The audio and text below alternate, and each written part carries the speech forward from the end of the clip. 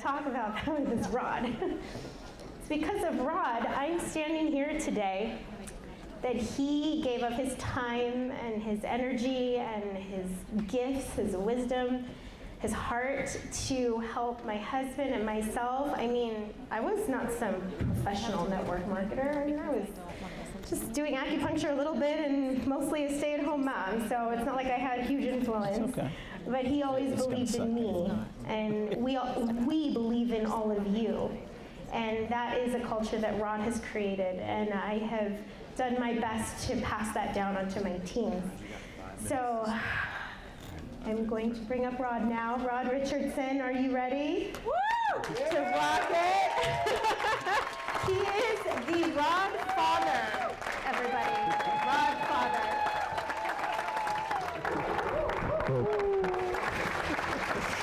All right. Woohoo! So, is this working? Oh, here, let me check you. Let me check you. Hold on. Don't look. You're good. All right, is it working? Working, working, Yep. working. Yeah. All right, this is gonna be really cool because you gotta be really good to deliver a presentation in 9 minutes. I can sit here. That's awesome. Actually, I had to collect some thoughts. If we were review a little bit what you've learned, we were thinking, okay, what's the big question is, what do you have to know to be a leader? What is the thing? Most of you start building, right? You master these first concepts of finding people, teaching, enrolling, and then you get in that cycle, right? And then where do you go from there? We realized people are getting hung up or stop at leadership, right? And so that's why we've started to form the Leadership Academy. So what you've watched today, or what you participated in, is the architecture of the next level of training, duplication, okay?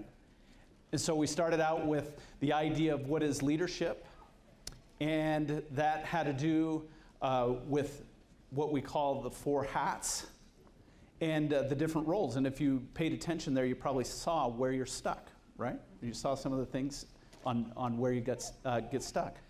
And then as we advanced, we realized that a lot of people don't recognize some of the fundamental core things that you do as a leader. So all of the events or all the presentations that you heard today are either fundamental to your own leadership, or they're fundamental to what the skills you need to adopt as you advance or start to grow. So congratulations, you attended the first Leadership Academy, right? Now I realized that in 9 minutes, we will cover these slides, okay? All right, so my topic is culture. So I go all over the place. I go a lot of different places, and has anyone experienced a different culture? You've seen how stark that is? Now, it's so pronounced that if you're really paying attention, no matter where you go, if you're involved in a community, for example, and if everyone in that community is basically the same demographic, you'll notice that everyone's the same. Okay? Have you noticed that? Have you observed that? Now, I was looking around the room before I presented today, and I noticed that you're grouped. And if you start paying attention to culture, what you'll notice is that you're all grouped according to your culture. And it's kind of fascinating, but if you look at the people around you, they're probably largely like you. They probably dress like you, they have some familiarity to you, and you're kind of broken into all these little subcultures, right? And so this becomes pretty important to understand. Or are some of you not happy with the people you're next to? Is that right? I was watching Larry the Cable Guy the other day, because that's a really productive thing to do. And he says that you visit Walmart after midnight, right? Right? And then you get a cultural education. Well, then comes the problem as a leader. Well, how do you establish this? Because everything is going to hinge on your culture. Okay? What people will do. You know, when I go from one end of the country to the other, the attitudes and belief patterns of that area transition dramatically when I go to a different area. When we go overseas and go to different countries and things like that, the culture is different in the way that they'll hear and receive a message. Okay? And so this culture, as a leader, you have to start to think about that in advance on what that's going to look like in your own team. Right? So let's see. We'll go through about 50 slides here in 10 seconds. This is the first step. It's understanding what your belief and value systems are. I had an amazing experience. Okay? If any of you have ever decided where to live, it's like, no, we don't decide where to live. We get told where to live, right? That's our culture here. We get told where to live. Well, an amazing thing happens when you grow up in doTERRA. You can live wherever you want, and it doesn't matter. Now, you might think that that's a nominal thing, but almost every one of my leaders is, when they've reached that point where it no longer matters where you live, has gone into an incredible, soul-searching, agonizing, painizing, obnoxiousizing, all kinds of strange adjectives, trying to figure out where they live, right? Where can I live? Where do you live? Where do you live when you can live anywhere? We bat that around the house. Well, where do you go? Where do you go when you can go anywhere? I don't know. Where do you go? Right? Well, this becomes such a dilemma. Pretty soon you find that you love the idea of being subjugated. Think that? Let that sink in for a minute. You love the idea of being told where you live or where you have to live or things like that. It makes it so much easier because you don't have to make decisions, right? And so a lot of people avoid freedom, for example, because it comes with responsibility. And it comes with choice, right? Freedom is choice. And so when you have the ability to choose and you have full power of it, suddenly you are responsible for the result of that decision, right? And it creates a dilemma, creates some amazing angst. And so we looked all over the place. We even went and tried to live in another country. Tried to go and live in another country, and then we tried to live on the other side of this country, and then we tried to live in a different place, and we started listing all the things that we thought were things that we wanted, and we ended up right back where we started, right? It was so amazing. I started my doTERRA journey in Spanish Fork, Utah. Woo! Right? Yes, I have some fellow Forkers here, right? Right? Now, that might not sound so cool until you understand the beginning of the journey, right? So I move into this neighborhood, I pull my truck up, and the whole neighborhood descends, right? And they're in my house putting stuff away. And one of those people was a gentleman putting our bed together in our bedroom. And somebody says, "So Dave, how's that startup?" And I was an entrepreneur, so I thought, startup? Oh, that's cool. And he goes, "Oh, it's going all right. We were only supposed to go without salary for a couple of years." But it's kind of going on a little longer than we anticipated, but we're hopeful, he says. Okay. Well, then he gets up, and I find out that his name is David Hill. Okay. And then he proceeds to take me through the house, and he goes, "This is a house that I moved into when I got here." And then he said, "But we didn't like it, so we moved down the street." Okay? So this is my claim to fame. I lived in the house that David Hill did not like.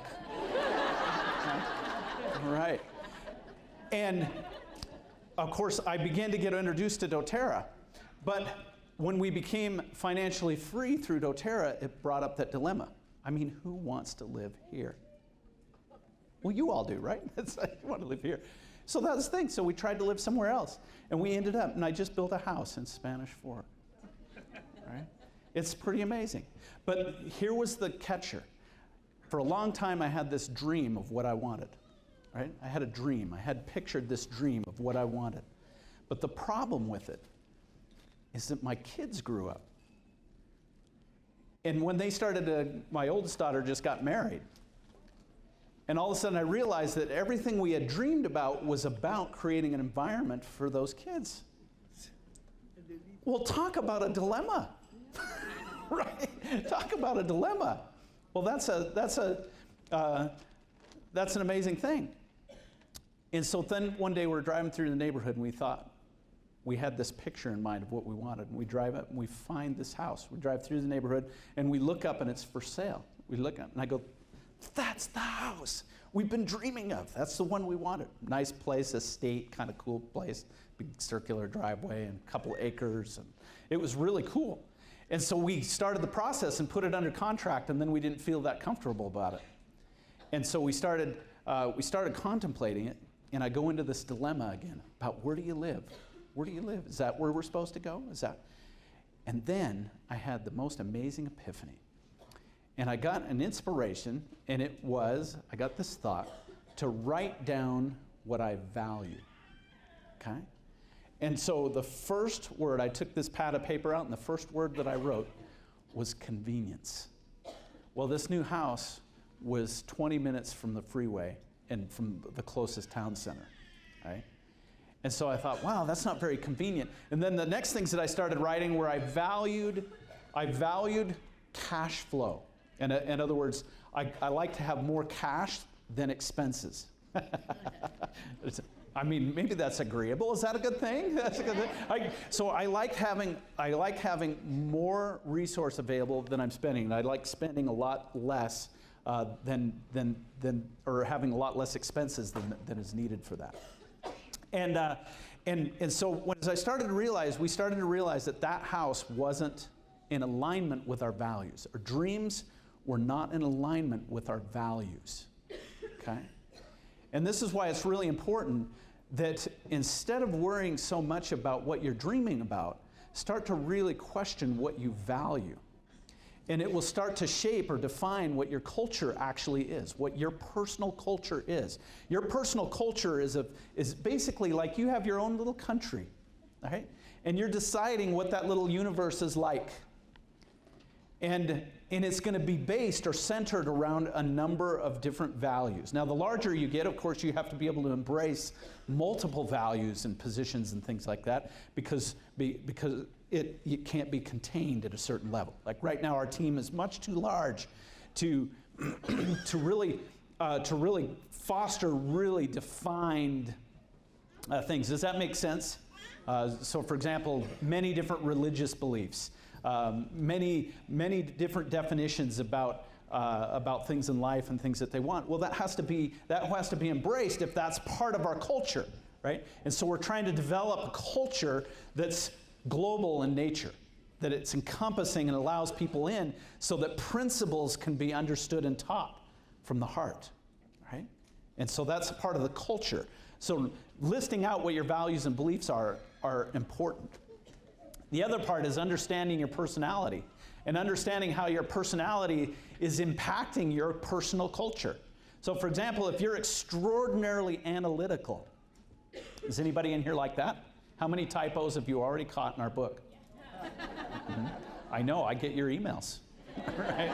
It's like, did you know on the class, in this fine thing, we took a magnifying glass and we saw that you had the incorrect font on... No, I'm just teasing, okay? But you've got to realize that your personality is shaping that culture environment around you, and you're making determinations based on what your personality is. In other words, you're defining your universe based on your personality. Well, if you want to have a global culture, for example, then you have to be aware of what that is and realize that the rest of the world is not analytical. And then you have to decide if that's what you want. Same thing if you're a driver. You've got to recognize that some people are more feely, right? They have, and more people want to get to the point. Well, when you understand these types of things, all of these things are shaping your culture. And if you're aware of yourself, then it's easier to prepare what your next generation is. So I guess I ran out of time. All right? So I have no idea what the next slide is. But I did know that there was a couple of things. All right? Oh, here's the other one. Yeah, that was the one. That was the one. It's about your quest, okay? So you have your values and belief systems, you have your personality, and you have your quest.